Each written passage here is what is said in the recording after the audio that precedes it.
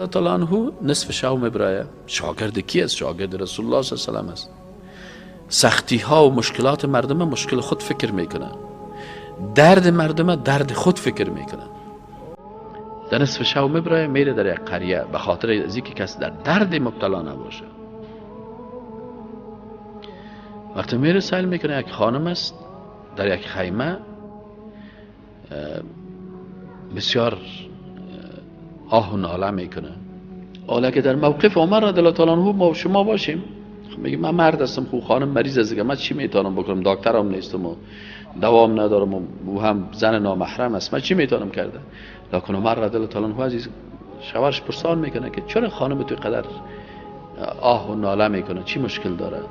برش میگه که خانم وقت ولادت فرزندش است و از این خاطر عمر رضی الله تعالی عنه در اینمی لحظه هم خاموش نمی باشه، فوراً در خانه خود میه، دویده به خانه خود میه.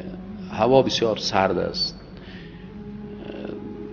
شب است، تاریک است و میه برای خانم خود میگه که ام کلثوم است، برش میگه که ای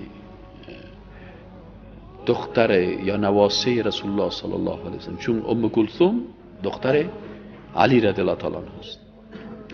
برش میگه که این نواسه رسول الله صلی الله علیه و سلم، آیا میخوایی که الله بر تو دروازه از دروازه های جنت باز کنه؟ میگه بله.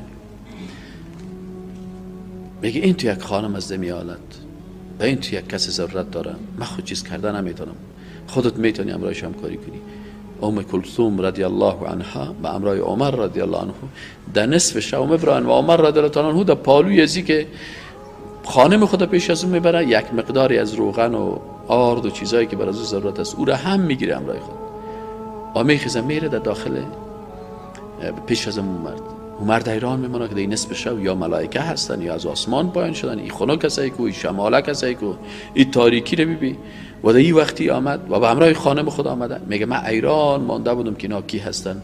بالاخره میگه یک وقت سائل میکنم که میبینیم که کی هستن، میبینیم که این خانم داخل میشه پیش از این خانم از این شخص و همین شخص دومی که است عمر رضی الله تعالی عنه قد بلند داره، جسم بزرگ داره، ریش بسیار کلان داره عمر رضی الله تعالی عنه و میگه من میبینم که او آتش در داده و از این آتش که پف میکنه که برای خانم من به این تفلک من او گرم کنه. میگه از همین زیر ریش مبارک از این میگه از همین چی بالا میشه؟ دود میبره. سبحان الله، یا کی هستن این مردم؟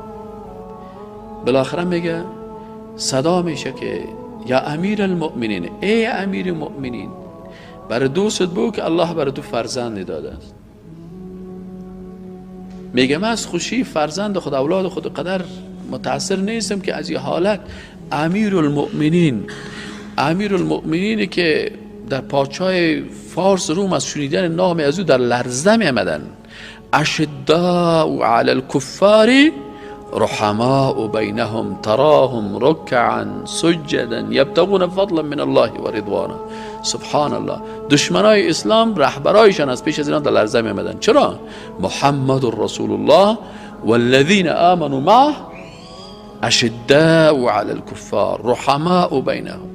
این رحمت از این وقتی که میبینه که او امیر المؤمنین عمر ابن الخطاب این میایه برای ما آتش و نصف شب خانمش، خانم یعنی زن اول مملکت، این حال صاحب اون میایه در خانه برای ما طفل مره بالی سر خانم مجسات میشه که طفل پیدا شده.